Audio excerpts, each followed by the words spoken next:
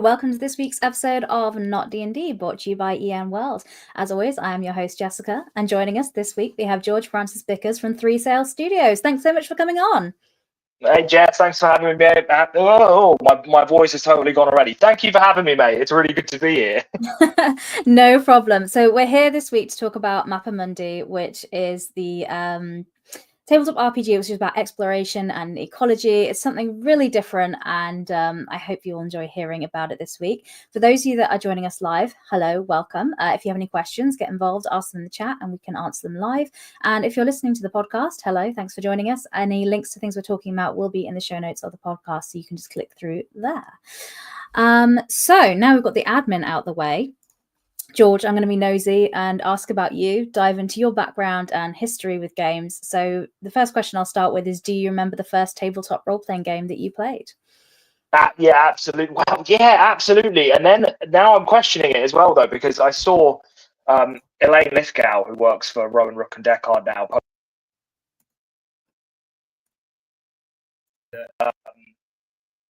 they count Inquisitor as the, like, you know, Games Workshop's old. They were like 75 scale minis. Inquisitor is their first tabletop RPG, and that was the first one I ever played, and like I loved that game. But the first like book tabletop RPG I ever played was also a GW product. It was Warhammer Fantasy Roleplay was the very first one I ever played, and I was hooked right from the start. Absolutely loved it. Fab. So that's interesting, because it's not a D&D sort of introduction, which a lot of people's is. I didn't play D&D for a long old time. Like I played a lot of other games before I played D&D, and so I feel like I'm not quite. I like managed to escape the tractor beam that is D&D's hold on people's brains. Do you think that's influenced your game design and the kind of games that you make? Oh yeah, no, I think so. I mean, we're all. I mean, I've played D&D. I've played my fair share. I've played my fair share of D&D. I've run more of it than I've played. And it definitely told me what I didn't want to be doing. Like it kind of taught me that it's, you know, again, no shade on D&D. People play what they want to play. People get enjoyment out of what they get enjoyment out of. It's just really not my jam. And playing a lot of other games really helped me. I think so many people come into the hobby through it, and they spend so much time in it, and they don't know that other things exist outside of it, that when people can get quite defensive and territorial about it when they're kind of asked or suggested to play other games. And so that didn't happen with me. I played so many other games for so long that I've always been very open to diving in and out of other stuff when it comes up. And so that definitely helped. Like I don't like D20s, for example. There are no D20s in any games that I design, so I feel like I've managed to avoid the D&D pitfall trap straight off the bat. Yeah, well, yeah, I guess if you tried so many different things, you can see, and in all games, I think you do get an element of what you do like and what you don't like, and you can take that from D&D, but also any other system as well. But yeah, so great. So you started playing, had a really varied tabletop RPG diet. How did Three Sail Studios come about? How did you start being somebody that played a lot of games to be somebody that made games? So I always wanted to make games. I remember when I was about 10 or 11 years old, we had this terrible laptop. It was like the family computer. It was was so bad, and it could just about run, 26K internet or whatever it was back in 2000, like 99, 2000, and it had like a word processor. Yeah, in fact, I don't even think it had Word. I think it had Notepad. And I remember sitting at my mum's kitchen table writing a terrible rip-off script for like a Final Fantasy JRPG thing. It was just Final Fantasy with different character names. And like I've always wanted to design them. And when during COVID, so just after COVID started, I just finished my PhD. Like I handed my PhD thesis in April 2020, so like a few weeks into lockdown, and I was like, right, well, there's no, universities are closed. I can't find any work. What am I going to do? And I was a big miniature war gamer for a long time, and I got into a Song of Ice and Fire tabletop miniature war game, and I started making YouTube content for that, and very quickly I became like the biggest dedicated YouTube content creator for that game, which sounds very impressive, but it was like 6,000 subscribers. It was big fish, small pond kind of thing.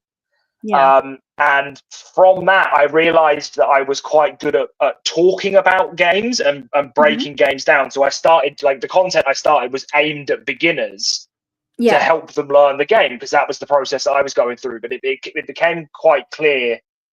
It became clear quite quickly that I was quite good at talking about these games and breaking them down. And I just one day I was like, that's it. I'm going to design my own tabletop miniatures game, which I did. And I crowdfunded. We funded it in 2023, but I pulled the campaign 2 days before we finished the campaign, because the margins were so razor thin that if anything went wrong, it would have. So I was like, it's actually the safest bet is to pull the plug on it. But about 6 months before that campaign had happened, I'd come up with the idea for Mappa Mundi, and I was like, oh, I'm going to design miniature war games, and I'm going to design TTRPGs, because ADHD is a hell of a drug. And so I pulled the plug on the miniature war game and kind of turned myself entirely to TTRPGs. And I was the YouTube channel that I started was called 3 Sales Gaming, and I changed that to 3 Sales Studios. And Joel, who is one of our co-owners in the studio, he's also our artist. He had come on board for the miniature war game. And then Jeremy, who's our other co-owner and our developer and editor and my co-writer, he had done some writing for this miniature war game. And I knew that he had just moved from the US to the UK. And I knew that I wanted him on board as well, because we worked really well together. And that's when 3 Sales Studios really became a thing. And Mappa Mundi was our first project. And now it's funded, and it feels really weird saying that, because we've spent so long building up to the campaign that now it's funded and it's done and it's with the printers. It feels really strange. Yeah, I'll bet. I mean, that leads us really nicely into talking about it. So I'll jump straight in there. It's so funny that you say you started in a war game place, because Mappa Mundi feels like the opposite of a war game. Complete opposite. It's the complete opposite of that. But for people that haven't heard about it, could you do a little intro and welcome us into the world? Yeah, absolutely. So Mappa Mundi is an exploration and ecology RPG. So it's a zero combat system. It's a fresh new system. It's not. I mean, obviously it has inspirations, but it's not. It's not a powered by the apocalypse game or a Blades in the Door. It's not based on any other game. So it's you basically it's set in a parallel version of our own world in a kind of pan-medieval period. And the core rule book takes place in the continent of Ivasu, which is our version of Eurasia, and it's our version of Eurasia and a bit of North Africa as well. And this world has gone through 100 years of a climate catastrophe, and people have become isolated in their regions, and the world has been kind of cut off from itself. And after these storms that are called the flux is finally beginning to lift, and players play as chroniclers, and they're essentially adventuring academics, and they've been trained by the Mappa Mundi Institute over this 100 years to be ready as soon as the flux has begun to recede, to go out into the world and study it again and reconnect it and learn about all of its monsters, creatures, cultures, and peoples, and landscapes and geographies. And so the players are positioned as the first people to kind of travel back out into this world that's been isolated for so long. And like I said, it's a parallel version of our own world. It's kind of geographically almost identical, but the big difference is that monsters are real. These amazing, fantastic monsters are real, and your job is to go out and study them, learn about their behaviors, document them, remap the world. So yeah, that's kind of Mappa Mundi in a nutshell there. Love that. I mean, someone's asked a question in the chat, which was the question I wanted to ask. So thanks so much for getting involved. It's curious about what inspired you to do a zero combat game, especially seeing as you have such a war game heavy background. Why did you make that choice for Mappa Mundi? So it was. I'm a vegan, have been for a long time, and I was the idea for Mappa Mundi came to me, which is I wanted to do a kind of Pokemon style like monster collection game, But with the veganism and stuff, like I'm not a big fan of zoos, so I don't want to kind of capture and imprison monsters. Yeah, that makes sense. Yeah, like I don't want to capture them and imprison them, and I don't want to fight them. I don't want to, I don't want people to go out and like, if you give someone a sword and put a monster in front of them, the person's first instinct is well, I need to use this on that. But if you take the sword away and put a monster in front of them, then the instinct is different. The instinct is, well, what do I do with, like, what am I supposed to do here? And so that core gameplay loop, and I was saying to my partner when I was first concepting it, I was like, well, how do you do like a collection game without actually kind of capturing and physically collecting these beings? And I was like, okay, well, Pokemon does that as well. Like, it's the Pokedex is you are, encountering them and documenting their behaviors and learning about them. And to my mind, that is the point of Pokemon. That's the thing that the game judges you on. And so I was like, okay, so what you do then is you set this in like a medieval period and you do a bestiary. Like, in most games, you are given a bestiary of all the things that exist in the world, and they just have stat blocks and this is how you fight them. But like an actual bestiary is an account of animals and an account of monsters. And unfortunately, in some cases, an account of people as well. So I was like, okay, so the point of this game is to go out and to write the chronicle. It's to write this new history of this world. And that's the kind of seed from which Mappa Mundi grew. And obviously games like, in terms of the zero combat stuff, games like Wander Home and A Quiet Year, and to an extent Ryu Tama as well, were really big influences. From Monster Care Squad is another really big one by Sandy Pug Games. Like Monster Care Squad is one of the games whose shoulders we are standing on for sure. And like from outside of games as well, like I'm like Princess Mononoke is my favorite Studio Ghibli film, like my absolute favorite one. And I think like while Mappa Mundi is resolutely stylistically not a kind of anime Ghibli style thing, that kind of ethos, there's that. I absolutely love that. The line that I love the most in Princess Mononoke, someone asks Ashitaka why he's come, and he said, I came to see with eyes unclouded by hate. And I love that line so much, and that's kind of the spirit that runs through Mappa Mundi. It's you've come to learn and you've come to understand. And so that kind of ethos really, really runs through what Mappa Mundi's trying to do. Gorgeous. That sounds fantastic. So tell us a little bit more about the characters we'll be playing. So we're going to be playing Chroniclers, like you mentioned. What goes into creating a character, and who are these people that are going out into the world to do this? So character creation in Mappa Mundi is real simple. So like for the people who are watching the stream live, they can see them up on screen now. So we only have 4, I suppose you could call them character classes. We don't really consider them classes in like the D&D sense. We call them licenses, because these are the characters that you play as are people who have been trained to do a job, right? And so we've got 4 different character licenses. You can be an archivist, a diviner, a fixer, and a guardian. So your archivists are your kind of researchers and scholars and librarians and people like that. They're carrying the diaries and carrying the chronicles and the maps and making sure that the information is being recorded. Diviners are so there's no we don't really do religion in the world of Mappa Mundi quite in a kind of organized fashion, but fate is the kind of prime mover who has created this world unknowingly in her case, and diviners are able to kind of tap into that kind of beyond the physical kind of thing. They're able to kind of, they'll read tea leaves and they'll use tarot cards and they'll roll. In the game we use tarot cards as the journey deck, which we'll get onto later on. But also the dice that the players roll are also actually carried by every person in this world. We call them the bones. They're based on kind of Chinese oracle bones. Your fixers are kind of either they're your kind of diplomats and suave connectors and they'll talk their way into or out of anything else, or they're your kind of engineers and the person that's going to get you out of trouble when you need something. There's your fixer.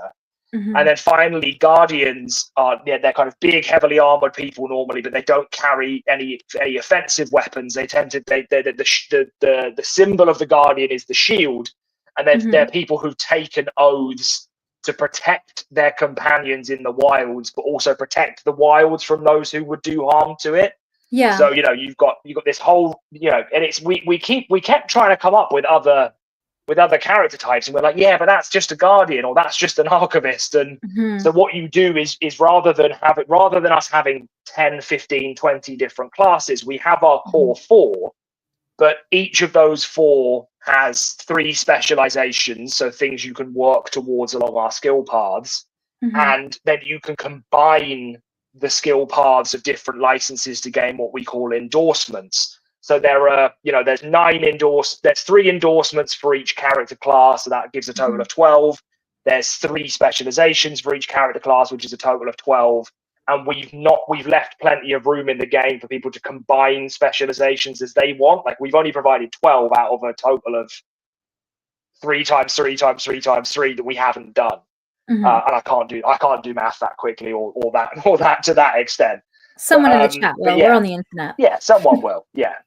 But yeah, so there's what Mappa Mundi is it's a rules light narrative first system. The rules are really robust and they really help you play the game, but they don't get in your way. Mappa Mundi is built on this ethos of collaborative storytelling and collaborative world building, and players are given a huge amount of agency, like mechanically as well as narratively, to influence the world around them. And one of the key ways we do this is with our shaping mechanic. Yeah. So one of our play testers described shaping as adding flavor text to the world, but like it's the narrator, our version of the GM, we call them narrators. It kind of establishes a structure of the world, but it's the players who give life to it. So when they enter a forest, it's the players who are telling the narrator what the forest looks like rather than the other way around. And so players are given this huge sense of like agency and ownership over the world. And you never see the same thing twice. Like, we've run, between Jeremy and myself, Jeremy's our one of our co-owners and the developer, editor, and co-writer on Mappa Mundi.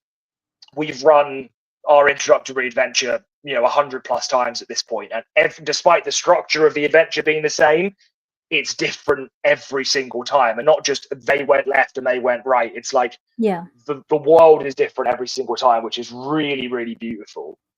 Yeah. Thinking about that, as you're saying, the shaping mechanic, so it puts a lot on the players to kind of create the world. Does that mean inversely that it takes a lot off the GM or the narrator's shoulders? So does that mean it's easier to prep for a session and it's less work for them? It's so easy to prep. If you are a GM and narrator who can think on their feet, which most of us who run games are pretty good at this now. We're pretty good at adapting and thinking on our feet. All you need to do is choose your region that you want the adventure to take part in.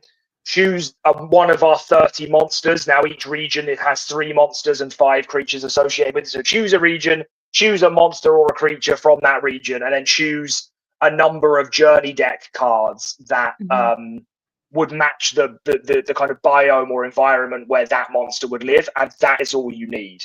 You start the players off, you work through 3 gameplay phases, but you start the players off, all you need to do is be that prime mover. You set them off, and then they are giving definition to the world, and then you run with it. You run with what they do. So it's not, we've all been there when we've been running other games where you've put hours and hours and hours, sometimes days and weeks of prep in, only for the players to take a different decision within the first 5 minutes, and all your prep goes to waste. So Mappa Mundi, it doesn't put a lot on the players. It's really asking actually very little of them. It's asking them to add a sentence of description or a small paragraph of description, or even just a word or a feeling to a given situation when it's presented to them. But it does take a huge amount of work off of the narrator. Perfect. I love that. I'm always looking for systems because I want to run more games, but sometimes, like you say, all the work doing the prep sometimes puts you off because it's time and we're all busy people. So the less prep I have to do to get a game to the table so I can sit down and actually enjoy a game with the people I want to is the best thing. So that's great to hear. Yeah. We've got 4 pre-written adventures that are coming out alongside the core book as well. So during the Kickstarter, anyone who backed on Kickstarter got the core book and the journey deck, and that all comes in a nice box. They also got a free PDF of the solo gameplay rules, and then they're also getting 4 free adventures as PDFs, and then we're doing so we're calling that Chronicles of the Wild. It's volume 1 of Chronicles of the Wild, so that will be available as a purchasable PDF for anyone who's buying after the campaign stuff, and we'll bundle it in with the digital editions and stuff like that. So yeah, it's really simple to pick up, and we have these examples of gameplay in terms of the pre-written adventures as well. Yeah, perfect. I mean, speaking of the Kickstarter, which the links are in the comments or in the show notes, you have successfully funded. The crowdfunding campaign happened. I think you sent out digital copies very quickly to a lot of people, or is because you've got them at the printers we have now. So the digital copies are ready, but we haven't sent them out yet because we're finishing the layout and the writing on the pre-written adventures. So we want to send all the PDFs out. Technically we could send the PDFs out tomorrow, but we want to send all of the PDFs, all 3 PDFs out at the same time. So we're planning very early May for the PDFs to go out. Perfect. So that's really, I'm just saying this because it's really quick. So you did an interesting thing with this crowdfunder, because I just want to let people know that they are very quickly gonna have this available, and there is late pledge options. So if you're listening to this now and you weren't an original Kickstarter backer, you can get involved on late pledges with your pledge manager via the link. But yeah, I was really impressed to see the timeline you had on the game. Like you say, the PDFs, you kind of done all the work and a lot of the writing. You were just waiting for art and things like that to come in. So it's coming together really quickly. So I believe, as you're saying, it's like summertime that this is going to be out and available for people. Yeah. So the idea is we said to people on Kickstarter that we wanted to have games in people's hands by June or in June. Wow. I would like it to be by June, but we've said in June because we have to have there has to be some contingency planning because of what global shipping and stuff like that. But the book was fully written by the time we started the campaign, which was February the 4th, and the last piece of artwork arrived 2 minutes before the campaign finished on March the 4th. And we literally we sent the print files out the very next day. They were approved. They've all been approved now. So printing is beginning / begun. So yeah, it's been someone's asked me before, would I recommend doing it this way? And like having the game finished before you go to fund it, because obviously it's just not the done thing. Normally, people are getting their game 25 to 50% done before they're going to crowdfunding, which I can understand because it costs a lot of money to get this stuff done. But the only reason we've been able to do it this way is because we've done it in-house. The 3 of us own the company, and the 3 of us have been the ones working on it. And I've worked 3 jobs to make sure that Joel, our artist, gets paid because Jeremy and I are able to do outside work. It's been a really, really tough. It's been a kind of difficult way of doing things, but for us, for the 3 of us, it's the way we prefer to work. But yeah, so we had, it was really valuable for us having the game finished by the time we launched, because it just means that we can get that quick turnaround. We could show the game off in its entirety to people, and especially as first-time creators as well. There's so much of a kind of trust deficit on Kickstarter or on crowdfunding, full stop, for first-time creators. And to sit there and say, no, look, the game's done. You can look at all of it. It's right here. I think really, really helped us. And obviously us being able to deliver it on time and quickly will obviously help that going forward as well. Absolutely. Yeah, it's an incredible thing to be able to do. And I know it's not something that everybody can do, like you said, for all the reasons money and time and things like that. It's something we do at EM Publishing as well. And I think it does just make it so much quicker to get the things in people's hands. So that's very exciting to hear you doing that. But anyway, diving back into the actual game, I'd love to talk about the system a little bit. So we talked about the shaping mechanic a bit, but if we go through the system, I know we don't have D20s, as you said at the beginning, you've avoided that, but let's talk about the dice, and also we mentioned the journey deck. So if we talk a bit about that and maybe go through the 3 main phases of gameplay and so what it's actually going to look like when we sit down to play mechanically. Yeah, absolutely. So Mappa Mundi has 3 gameplay phases. You've got the research phase, the journey phase, and the encounter phase. Now, the traditional way of playing through the game is to do it in that order, but actually we have loads of fun mixing things up, starting with a journey phase or mixing phases together. But so the research phase is your kind of like very recognizable kind of role playing. Anyone who's played a role game will recognize the journey phase. You are going to a place and you are talking to NPCs and gathering information about the target that you are looking for, which is almost always a monster that can be other things. Yeah. So you're going through, you're talking to people, and you're gathering information. The thing that makes it different to that kind of standard role playing kind of gameplay loop is that as you are doing that, the group's narrator is building a journey deck. Okay. Based on what the players do, but also crucially don't discover. So the journey deck, it's 71 cards, 37 of which are different landscapes. So they range from forests to swamp to salt marshes, from deserts to glaciers, from mountains to rainforests. There's almost any kind of environment you can think of is represented within this journey deck. There's also then one card for each of the game's 30 monsters, and then there's two kind of generic creature cards and generic opportunity cards as well. So as the players are discovering or not discovering information about their target, the narrator is putting together a deck of these cards. Now, the order that they go in is important because you're going to play through them in that order during the journey phase, because it represents the movement from that's the exploration part of the game. But also the orientation of the cards. So they're tarot size, so they're 70 mil by 120 mil. And obviously with tarot cards, the direction, the orientation they come out in when you're doing a tarot reading is important. Like a card means something one way and means something different the other. So Mappa Mundi's journey cards are drawn radially symmetrically. So when it comes out what we call right-wise with the name at the top, it's the kind of the best version of that environment. It's a fertile meadow, or it's a lush valley or something like that. But when it comes out inverted, it's the opposite. It's going to be, the meadow has been diseased, or the valley has been burned or flooded or something like that. Okay, yeah. So as you then play through as the journey phase starts and the narrator starts to play these cards out, and you play through them, and if they are right-wise, you get, something good is going to happen. You get opportunities to shape the landscape and define it using the shaping mechanic. If it comes out inverted, something difficult is going to happen. You're going to have some kind of challenge that you have to overcome. If you overcome it, the card gets flipped right-wise, and then you can shape it. If you don't overcome the challenge, it stays inverted. And then once you've played through the deck that the narrator has made, it might be 3 cards to 5 cards, sometimes even 10 if they want this really long epic journey.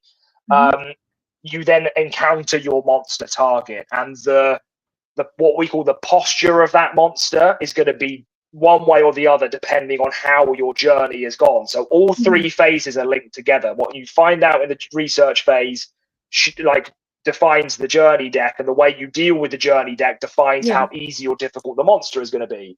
So if half or more of the cards are right-wise, the monster is going to be what we call passive. It means it's going to be, it's not necessarily happy to see you, but maybe it just doesn't even notice that you're there. It's just doing its own thing. Yeah. If half or more of the cards are inverted, the monster is going to be aggressive. Now that doesn't necessarily mean physically aggressive, but it's going to be agitated or scared or otherwise not happy for you to be around. Yeah. In the encounter phase, you then have to, your job, every monster has 8 unique behaviors. Some of them have got 7, but as a rule, they have 8 unique behaviors, and you have to use your role-playing skills and your character's abilities and interact. These things we call interactions, which are kind of special abilities that each chronicler has to uncover these behaviors. So you're trying to prompt the monster to do something specific. So if you might not know that the monster can fly, but if you do something that causes it to take off into the air, you've revealed its flying behavior, and then a narrator will tell you that you've uncovered it. But then again, like it's a continuation of the shaping mechanic. In most other games, when a monster flies, or if a monster, has fiery breath or something, the GM is going to tell you as the character who's witnessing it exactly what that looks like. Sure, in Mappa Mundi, the narrator will say, well done, you've unlocked the flying behavior. Tell me what it looks like. And so the player gets to shape how that monster is in the world, what it's doing, because they're the ones that know. They're the ones that are present in the situation. They're the ones that should know. So again, it's that collaborative storytelling. And yeah, you're trying to, we treat the encounter phase like a boss battle, like there's a kind of arena in which this is taking place. You're having to use positioning and skill and role playing and abilities and stuff to get what you want. But the difference is instead of trying to remove hit points, you're trying to uncover behavior. So you're building something up rather than taking something down. Fantastic. And do you have any examples of some of the creatures or any favorites that people will encounter when they're wandering through the world? Yeah, I've got that. I mean, there's so many of them. I genuinely, I love every single one that we've come up with, that we've included. We've not come up with all of them. So one of the things we've tried to do is, like, because these are real world regions and real world cultures that are inspiring Mappa Mundi, we've made sure to try and include creatures, real mythological creatures from a lot of cultures around the world. In some cases, we are, like, Mappa Mundi is the first example of real mythological creatures in the Western canon. So we have one called the Mo Sinar, which is a kind of indigenous Taiwanese monster that's never ever been featured in the English language before. We've also got another one. They're called the Samperni. They're from I think they're like Estonia and Latvia and parts of Finland. And I couldn't find a single English language example of them, so we've brought them into Mappa Mundi as well. And in some cases, we've tried to, in inverted commas, rehabilitate some of the monsters from real world cultures that games like D&D have taken, and, for want of a better word, kind of bastardized and just done whatever they wanted with. So we have, one of our monsters is Tiamat, and now Tiamat is well known in fantasy circles as the mother of monsters. In Mappa Mundi, she's the mother of Salt. She's one of the 3 primordial beings who allegedly brought the world into existence, and she's literally this huge leviathan that's made out of living sea salt, and is much closer to her kind of like sea monster leviathan kind of or like real world cultural origins. But yeah, every single one of them I absolutely love. But there's one that's got a real special place in my heart. It's called the Mande Barung. Yeah, it's based on it's a difficult one to describe, really, because it's kind of based on a real world monster, but also definitely not. So the kind of, in a nutshell, the Mande Barung, he's the last left of his kind. He's known as the Living Seed, and he's kind of looks like a gorilla, but he's made out of trees, but has a bird beak. And he is the repository of 10,000 years of local cultural history and knowledge, and he's dying.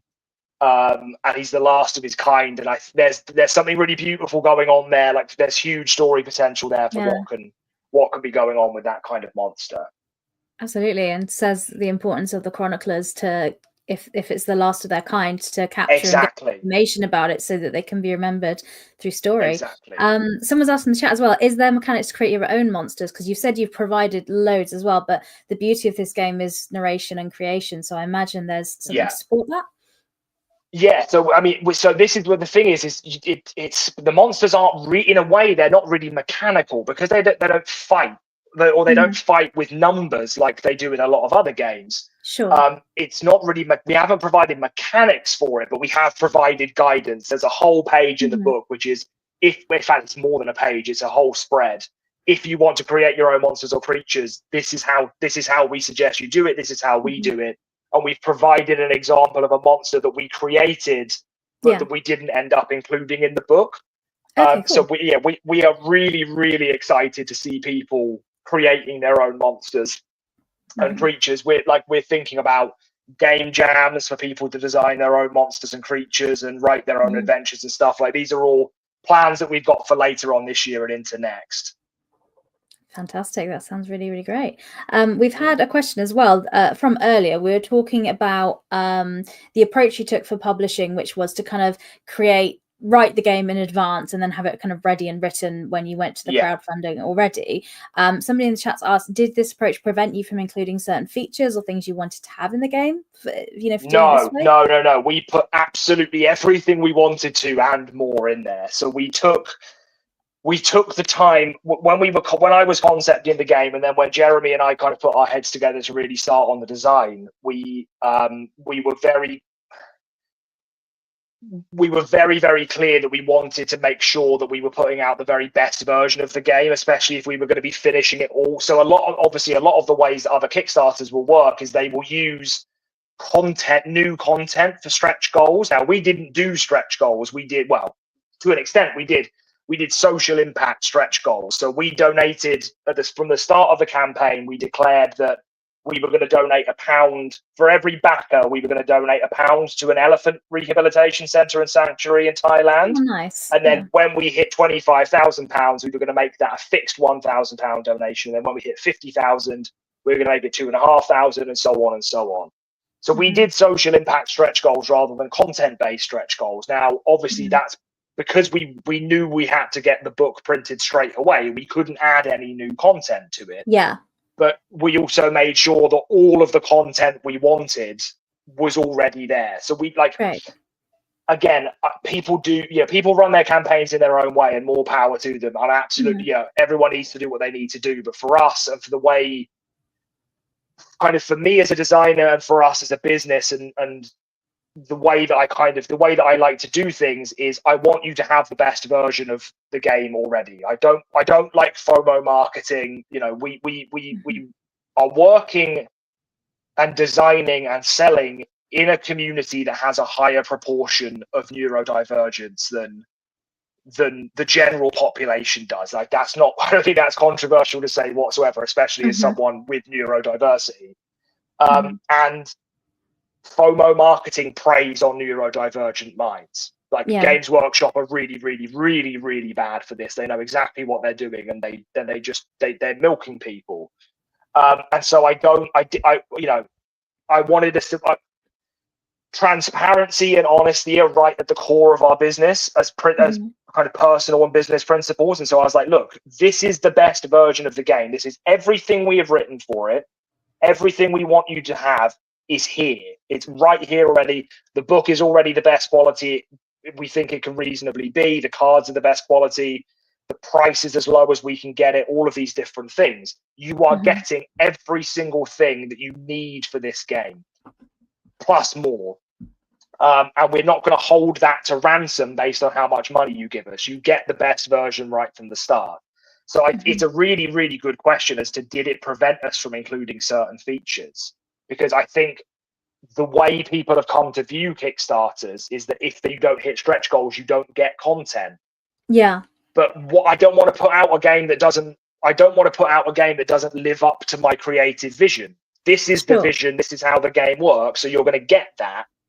And then we're going to do other things to encourage people to back more, which is actually give money away to, animal rehabilitation charities, which strikes me as a much better way of, for us at least, it strikes me as a much better way of running things than, do you want a foiled cover? Everyone likes a foiled cover, but do you actually need it? Probably not. So that's the way we ran about doing stuff. Love that. That sounds great. Well, as we mentioned, the crowdfunder, you can, if you go to the Kickstarter page, get details on how to late pledge. So if you weren't aware of this till now, the details are on the screen or in the podcast show notes, because the best way to support indie tabletop creators is to buy their stuff if you can. George, thank you so much for talking about Mappa Mundi. It's been so interesting hearing about it, and great to hear more about it directly from you. So thanks so much for coming on. Really appreciate it. I do have one final question for you, though. I asked everyone before you leave, and it's, do you have any recommendations for any other tabletop RPGs? And the rules are, it can't be a game that you've made, and it can't be D&D, of course. So there's two. There's one that so we're moving house in like 3 days time. Oh wow. So all of my stuff is in boxes, but I recently I got my copy. When was it? It must have been like November time, because it arrived just before Dragon Meet happened. I got my copy of Doom Song, which is by Caesar Inc. Doom Song, Lord Have Mercy on Us. I was like backer number 2 on that when that was on Kickstarter kind of last year or 2023. So I've got my copies and I'm very, very excited to run it. So there's that. And then the one that I'm looking forward to most at the moment is it's designed by a friend of mine. Actually, he's a friend of mine, a friend of Jeremy's. He's a big supporter of us at 3 Star Studios. Daniel Kwan, who runs the Asians Represent podcast. Yes, yeah. He has designed a Wuxia game called Wandering Blades that's being published by Plus One EXP, and I am so pumped for it. I cannot wait. Like, Wuxia fiction and Wuxia movies is one of some of my absolute favorites, and I got to see an early draft of Wandering Blades, and I know it's coming out on Kickstarter soon. The Kickstarter page is like, you can go and follow it. I know it's going to be great. So anyone who's if that's anyone's kind of bag, you should definitely go and check that one out. That's a great recommendation. Wandering Blades. Actually, I also saw a sneaky early version of it because Daniel was on the show Not D&D last year. So if anyone's wanting to know more about Wandering Blades, there is an interview just like this about that game. So you can go and listen to that. That was about a year ago, though. So obviously the game was still in development. But yeah, I think the crowdfunding is coming out in a few months' time. So that's very I think it's pretty soon. It's definitely coming up soon. Yes, I think so. I think I got a press release about it the other day. So maybe if you check out Ian Wells, we'll post about that there. But yes, I think that's all. Thank you so much for your time, George, and coming on, especially when you've just had a Kickstarter campaign and you're moving house. So you're doing all the big life events at one time. So thank you for taking the time to come on and chat to me about No worries. Thank you. Of course. And thank you to everyone who came along to watch and listen. Thank you so much for coming on. We'll be back next week with another indie tabletop RPG to share with you. But for now, I'll say thank you very much and goodbye. Thanks a lot. Bye.